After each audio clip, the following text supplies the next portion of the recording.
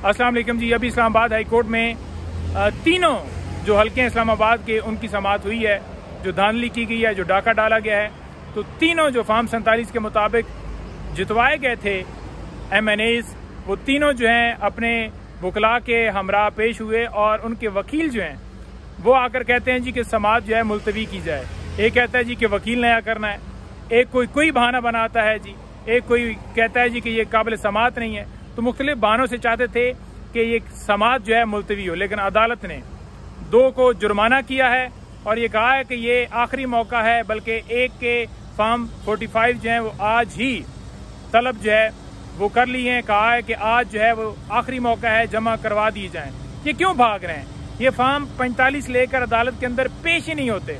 इसलिए पेश नहीं होते क्योंकि उसके मुताबिक ये हारे हुए हैं और ये कभी लाना नहीं चाहते।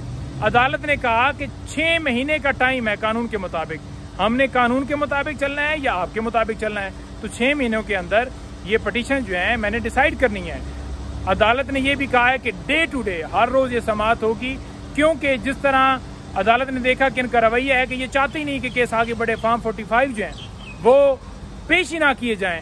ये चाहते हैं कि 5 साल ऐसी वक्त गुजर जाए और 5 साल के बाद कहा जाए कि वाकई जी हम तो हारे। तो इनके अंदर कोई शर्म जो है रत्ती बराबर नहीं है। थोड़ी सी भी शर्म होती तो ये कहते हैं कि जनाब हम हारे हुए और हम ये हल्का नहीं लेंगे, हम ये सीट छोड़ते